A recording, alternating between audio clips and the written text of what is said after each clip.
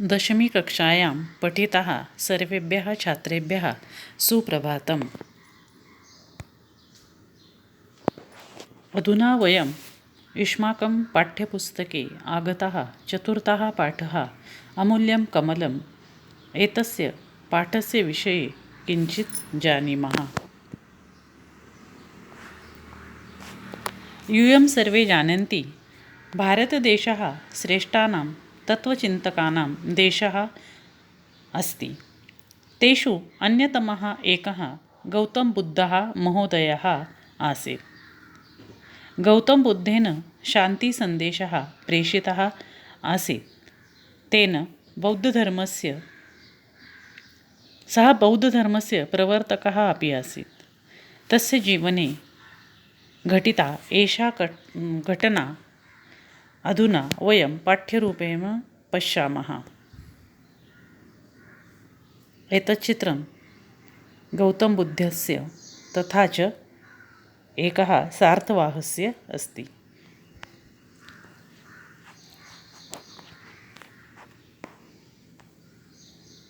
अधुना वयं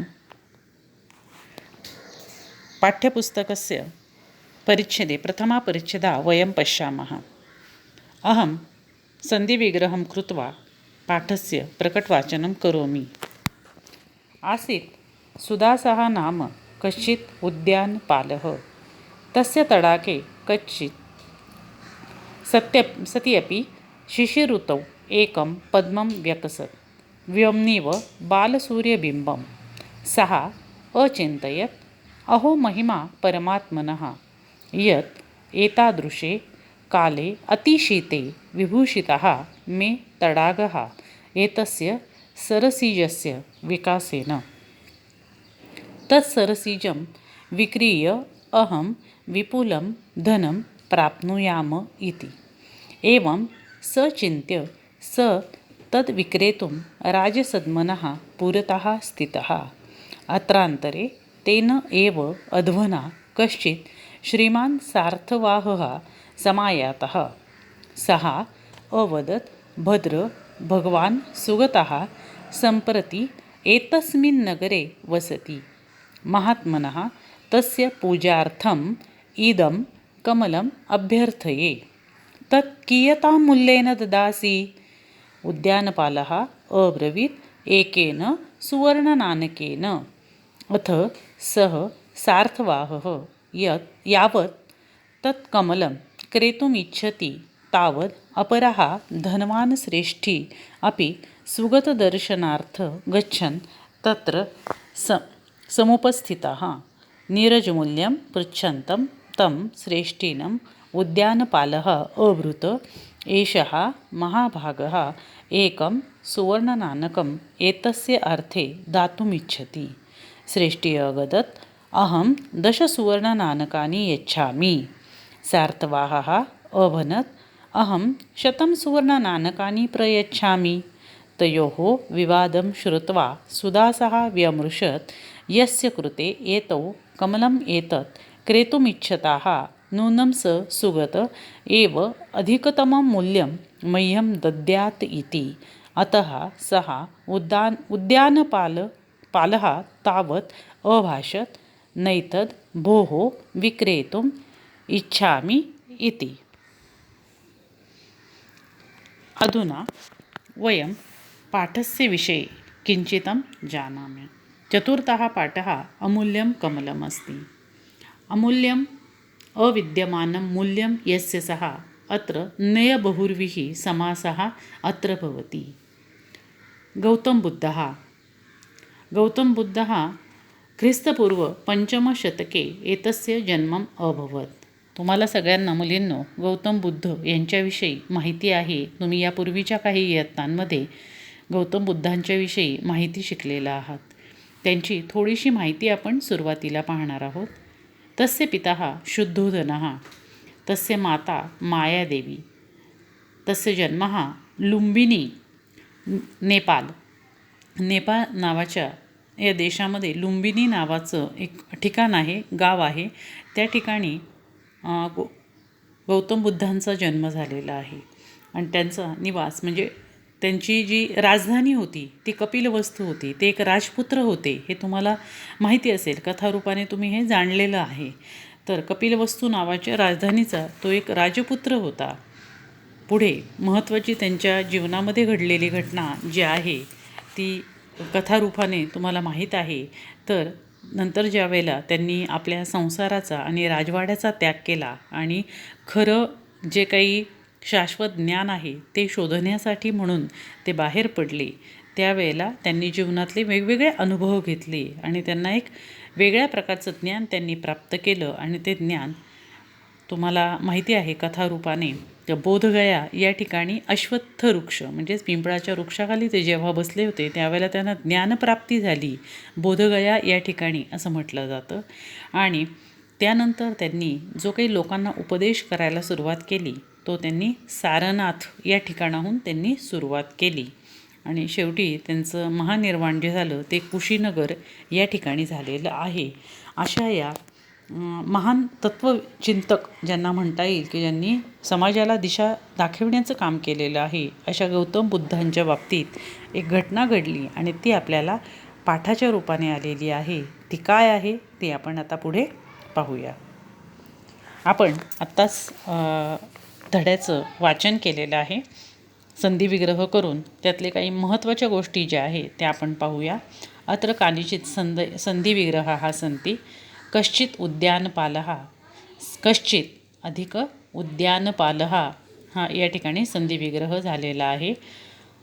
त थ द असा तवर्गीय व्यंजनाचा संधिविग्रह येथे आहे. पहिल्या पदामध्ये त हा शेवटी आलेला आहे आणि त थ द तिसरं व्यंजन द या रूपाने संधीमध्ये आलेलं आहे. पुढचा संधिविग्रह आहे शिशिर ऋता एक वेकाम.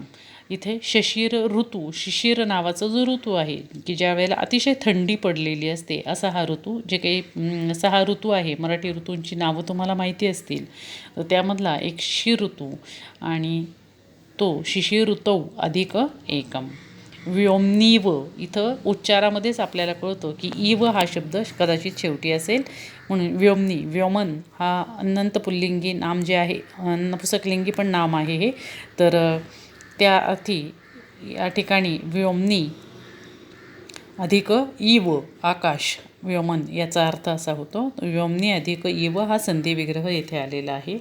पुढचा शब्द आहे काले अधिक अतिशीते, म्हणजे ज्या वेळेला अतिशय कडाक्याची थंडी होती अशा वेळेला. विक्रियाहम विक्रिय अधिक अहम असा एक संधिविग्रह येथे होतो आहे. मी विकू इच्छित आहे या अर्थी आलेला आहे. पुढचा संधिविग्रह आहे संप्रते एतस्मिन नगरे. संप्रती अधिक एतस्मिन अधिक नगरे या ठिकाणी वृद्धिसंधीचं उदाहरण इथे आलेलं आहे. संप्रती अधिक एतस्मिन, ई अधिक ए या ठिकाणी झालेला आहे. पुढचा तावदेवा परो धनवान. तावत अधिक एव तावत थ द पहिल्याप्रमाणेच या ठिकाणी बदल होतो आहे. तावत अधिक एव अधिक अपराहा अधिक धनवान असा बदल या ठिकाणी आहे. पुढचा आहे उद्यानपालः तावत अभाषत. उद्यानपालः अधिक तौ अधिक अभाषत. तौ म्हणजे ते दोघेजण जे विकत घेऊ इच्छित होते ते अभाषत म्हणाला.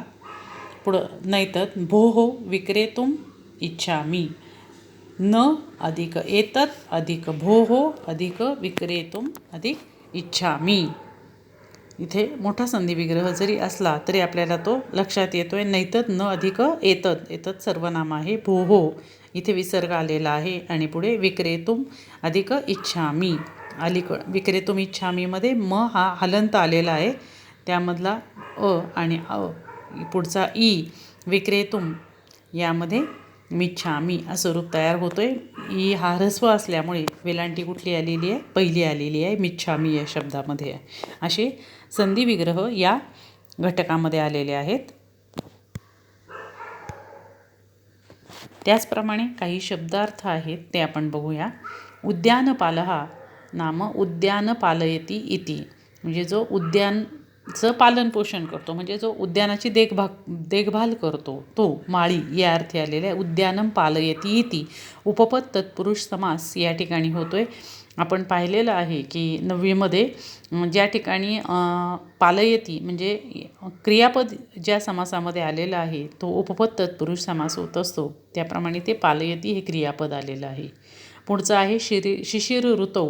शिशिर ऋतौ असा उच्चार या ठिकाणी झालेला आहे. शिशिरा हा नाम ऋतू म्हणजे शिशिर नावाचा ऋतू. संभावना पूर्वपद कर्मधारय समास. कर्मधारय समासाचे जसे विशेष नाम सामान्य नाम तसेच हा संभावना पूर्वपद कर्मधारय समास या ठिकाणी झालेला आहे. सत्यपि शिशिर ऋतौ. पुढं तस्य तडाके सत्ती अपि शिशिर ऋतौ एकम पद्मम व्यकसत. या ठिकाणी ही एक उदाहरण तुम्हाला दिलेलं आहे.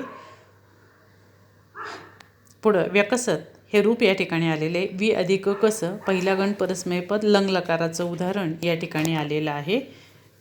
आणि पुढचा शब्द आहे सरसिजम. सरसी जायते इति. सरसिजम या अर्थी ज्याचा जन्म सरोवरामधनं झालेला आहे, जलाशयातून झालेला आहे असे ते उपपद तत्पुरुष समास इथे होतोय. त्याचाच अर्थ कमळ असा या ठिकाणी होतो आहे. असे काही शब्दार्थ देखील या परिच्छेदामध्ये आलेले आहेत. शिवाय अजून पुढचे आहे सार्थवाह. हा इथे सार्थवाह याचा अर्थ आपल्याला घ्यायचा आहे. या नगरम नगरम गत्वा व्यापारम करोती सहा सार्थवाह. हा म्हणजे जो वेगवेगळ्या नगरांमध्ये जाऊन व्यापार करतो तो सार्थवाह म्हणजेच व्यापारी. इथं सार्थ हा या शब्दामध्येच अर्थेन सह हा सहबहुर्वीही समास या ठिकाणी होतो आहे. किंवा सार्थम वहती इति मगाशी सांगितल्याप्रमाणे क्रियापद आलेलं आहे म्हणून उपपद तत्पुरुष समास देखील या ठिकाणी होतो आहे. पुढचं आहे प्राप्नुयाम. प्र अधिक आप. आप हा 5वा गणाचा धातू आहे. परस्मैपदाचा विधिलिंग लकार या ठिकाणी झालेला आहे. पुढचा समायात. हा सम अधिक आ अधिक या एक तांतरूपम या ठिकाणी झालेला आहे. दुसरा गण परस्मैपदाचा की दुसऱ्या गणाला विकरण नाही असं रूप या ठिकाणी आलेलं आहे. पुढचा महत्त्वाचा समास आहे पूजार्थम. पूजायै अधिक इदम हा चतुर्थी तत्पुरुष समास. पूजेसाठी हे असं अर्थी आपल्याला घ्यायचं आहे. म्हणजे जे काही फुलं असतील, प्रसाद असेल उदाहरणार्थ म्हणून आपण पाहतो आहे तो कशासाठी आहे? पूजेसाठी आहे. म्हणून ज्याच्यासाठी त्याची चतुर्थी विभक्ती. म्हणून इथे पूजा येई. जसं माला येई आपण इयत्ता 8वीत माला शब्द शिकलेलो आहोत त्याप्रमाणेच मालाप्रमाणे चालणारा शब्द पूजा. मालाचं चतुर्थी एकवचन माला येई. पूजाचं चतुर्थी एकवचन पूजा येई. पूजा येई इदम चतुर्थी तत्पुरुष समास. अभ्यर्थ हे अभि अधिक अर्थ हा 10वा गण आत्मने पदाचा धातू आहे. लटलकारचं या ठिकाणी रूप तयार झालेलं आहे. असे काही पुढचे शब्दार्थ या ठिकाणी आलेले आहेत. हे सगळे तुम्ही लिहून काढायचे आहेत वहीमध्ये, हे लक्षात घ्या. त्याचप्रमाणे श्रेष्ठीन हा शब्द आहे तो म्हणजेच पुल्लिंगी शब्द आलेला आहे इनांती असलेला. व्यमृषत. वि अधिक मृष 6वा गण परस्मैपदाचा धातू लंगलकार या ठिकाणी झालेला आहे. पुढे काही समानार्थी शब्द तुम्हाला दिलेले आहे. सरसिजम, नीरजम, कमलम आणि पद्मम. कारण महत्त्वाचे शब्द आहेत. समानार्थक शब्दाच्यासाठी आपल्याला हे लिखाणाला येऊ शकतं. महिमन म्हणजेच परमात्मनम, व्योमन, राजसद्मन, अध्वन, महात्मन या अर्थी हा शब्द आलेला आहे.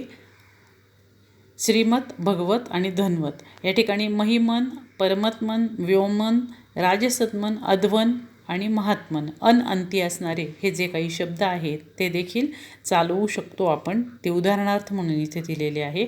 आणि वत प्रत्ययांत मत आणि वत प्रत्ययांत धातू किंवा शब्द याचा विचार करत असताना श्रीमत हा शब्द आहे तुम्हाला पुस्तकामध्ये. श्रीमान, श्रीमंतौ, श्रीमंतः प्रथमा. किंवा भगवतमध्ये प्रमाणे भगवान, भगवंतौ, भगवंतः प्रथमा. तुम्ही पुस्तकामध्ये ते शब्द पाहू शकता आणि म्हणू शकता. धन्वत पण त्याचप्रमाणे चालेल. पुढे गच्छन आणि पृच्छंतम अंती असणारे शब्द म्हणजे धातू या ठिकाणी आलेले 2 गच्छन आणि पृच्छंतम असे धातू या ठिकाणी दिलेले आहेत. आता आपण प्रत्यक्ष उताऱ्याच्याकडे जाऊया. मगाशी आपण उतारा वाचला, आता आपण त्याचा अर्थ या ठिकाणी लक्षात घेऊया. बघा आता आसीत सुदासः नाम कश्चित उद्यानपालः. आसीत हे प्रथम भूतकाळाचं रूप आलेलं आहे. सुदासः सुदास नावाचा कोणी एक काय होता, माळी होता. तस्य तडागे कदाचित सत्यपि शिशिऋतौ एकं पद्मं व्यकसत् व्योम्नीव बालसूर्य बिंबम. शिशिर ऋतू असताना देखील आकाशात नुकत्याच उगवलेल्या सूर्यबिंबाप्रमाणे एक कमळ त्याच्या त्या बागेमध्ये म्हणजेच जलाशयामध्ये काय झालेलं होतं, उगवलेलं होतं. इथं उपमा दिलेली आहे. कारण या ठिकाणी शिशिर ऋतू अतिशय थंडी असताना एकतर कमळ उमलणं ही थोडीशी अवघड गोष्ट होते. कारण त्या काळात काही कमळं खूप थंडीमध्ये उमलत नव्हती. मात्र त्या ठिकाणी एक चमत्कार घडलेला होता निसर्गाचा असं म्हणता येईल.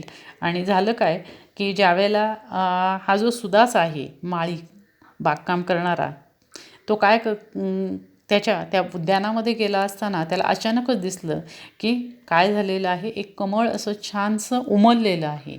मात्र ते कसं उमललेलं होतं, तर जणू काही उगवत्या बालसूर्यबिंबाप्रमाणे ही उपमा या ठिकाणी आलेली आहे. म्हणजे उगवता सूर्यासारखं ते काय झालेलं होतं, उमललेलं होतं. सहा अचिंतयत त्याने विचार केला. अहो महिमा परमात्मनः एतद् एतादृशे अतिशीते विभूषितो मे तडाग एतस्य सरसिजस्य विकासेन.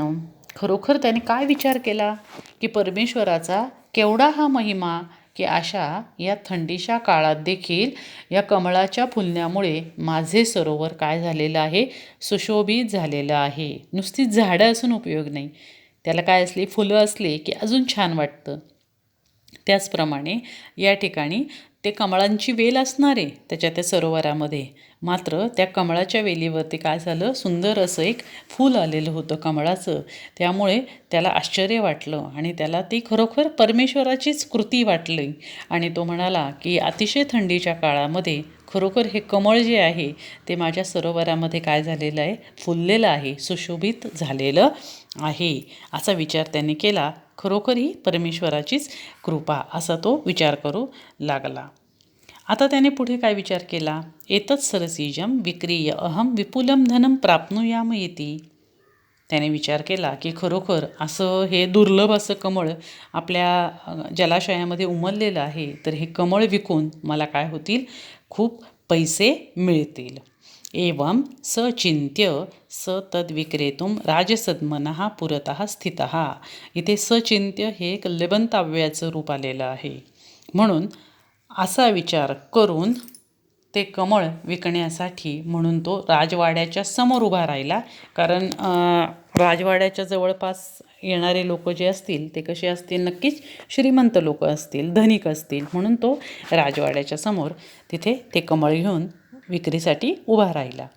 अत्रांतरे तेन एव अध्वना कश्चित श्रीमान सार्थवाहः समायातः.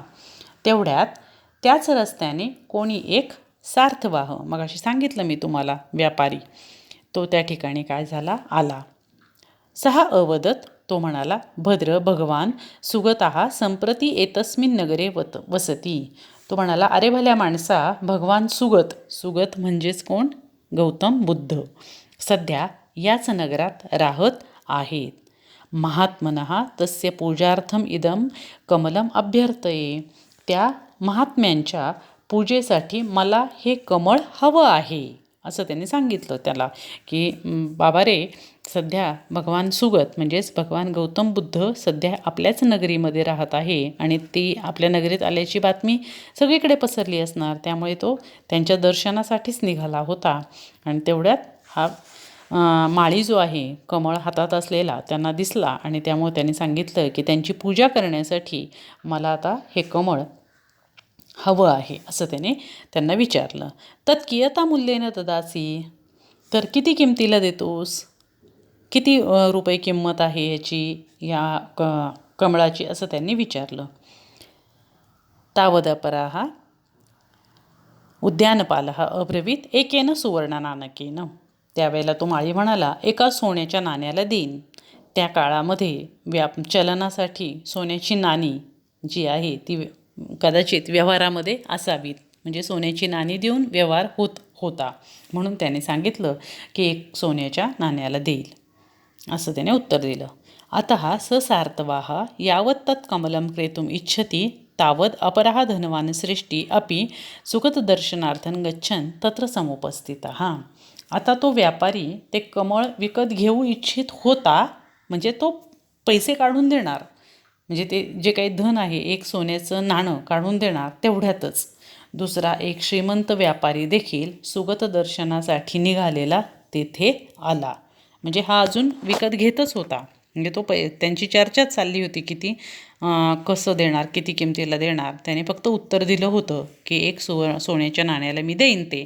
तेवढ्यातच दुसरा एक जो कोणी धनवान होता, श्रेष्ठी होता, तो देखील त्या ठिकाणी आला आणि त्याने डायरेक्टच विचारलं, लगेचच विचारलं की काय करणार. ते जे कमळ आहे तो घेऊ इच्छित असल्यामुळे त्याने विचारलं की एष निर सुगतार्दर्शन समुपस्थितः नीरजमूल्यं पृच्छन्तं तं श्रेष्ठिनम् उद्यानपालः अब्रूत् एषः महाभागः एकं सुवर्णनाणकम् एतस्य अर्थे दातुम् इच्छति. त्याने विचारलं लगेच किती रुपयांना, किती किमतीला देणार. त्याच वेळेला त्या उद्यानपालाने सांगितलं की आता हे जे आहेत आधीचे जे आहे ते एका सोन्याच्या नाण्याला ते विकत घ्यायला तयार आहेत. तेवढ्यात हे महाशय घेऊ इच्छितात एका सोन्याच्या नाण्याला. तेवढ्यात तो दुसरा व्यापारी काय म्हणाला, अहम 10 सुवर्ण नाणकानी यच्छामी. मी काय करतो, 10 सोन्याची नाणी तुम्हाला या कमळाच्या फुलासाठी देतो, असं तो त्यांना म्हणाला. सार्थवाह अवणत अहम शतम सुवर्ण नाणकानी प्रयच्छामी. आता बघा, तो जो दुसरा आला होता तो दुसरा काय म्हणाला, मी 10 सोन्याची नाणी देतो, तो व्यापारी म्हणाला. त्याच वेळेला पहिला जो व्यापारी होता त्याने काय केलं, त्या कमळाची किंमत एकावरनं डायरेक्ट, हा जो म्हणाला 10, लगेच तो काय म्हणाला, अहम 100 सुवर्ण नाणकानी यच्छामी. मी काय करतो, 100 सोन्याची नाणी देतो. म्हणजे एका कमळाच्या फुलासाठी पहिला व्यापारी 100 सोन्याची नाणी द्यायला काय झाला, तयार झाला. अनन्तरं किम् अभवत्, तयोः विवादं श्रुत्वा सुदासः व्यमृशत् यस्य कृते एतौ कमलम् एतत् क्रेतुम् इच्छन्तः नूनं स सुगतः एवम् अधिकमूल्यं मह्यं दद्यात् इति.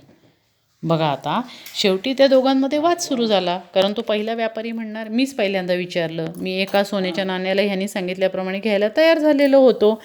आणि त्याचप्रमाणे दुसरा आला, तो म्हणाला जरी तू तयार होतास एकाला तर मी 10 द्यायला तयार होतो. त्यानंतर तो पुढचा काय म्हणणार की मी 100 द्यायला तयार आहे सोन्याची नाणी. मग त्या दोघांमध्ये काय झाला, वाद सुरू झाला. शेवटी सुदासानेच काय विचार केला की ज्याच्यासाठी हे दोघे हे कमळ विकत घेऊ इच्छितात, खरोखर तो सुगतच मला या कमळाच्या फुलाची सर्वात जास्त किंमत देईल. कारण तो जो माळी आहे सुगत, त्यांना गौतम बुद्धांविषयी फारशी काही माहिती नव्हती. मग त्यांना वाटलं की बाबा ज्याच्यासाठी हे द्यायचं आहे, एवढी किंमत जर देऊ इच्छित असतील हे लोक, तर कदाचित मी स्वतःच त्यांच्याकडे घेऊन गेलो तर ते कदाचित मला जास्त किंमत देतील. म्हणून काय झालं, पुढं तो काय म्हणाला ते बघूया आता आपण. अतः सह उद्यानपालः तौ अभाषत नैतद भोः विक्रेतुम इच्छामी. शेवटी तो त्या दोघांनाही म्हणाला, तुम्ही दोघंही थांबा, वाद विवाद करू नका, मला स्वतःला आता हे कमळ विकण्याची इच्छा नाही. म्हणजे मी आता हे कमळ खरोखर विकू इच्छित नाही, अशी भावना त्या माळ्याच्या म्हणजे सुगताच्या मनामध्ये निर्माण झाली.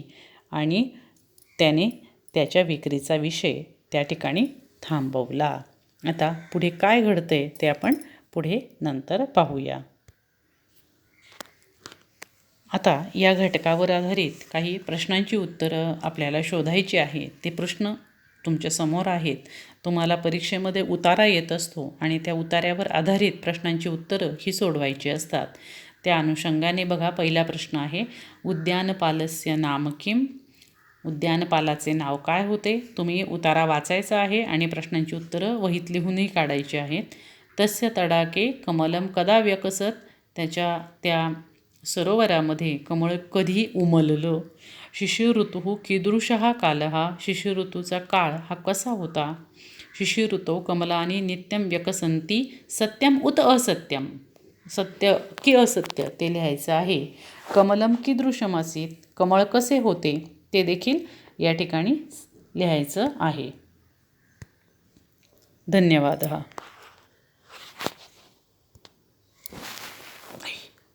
मी बंद केलं.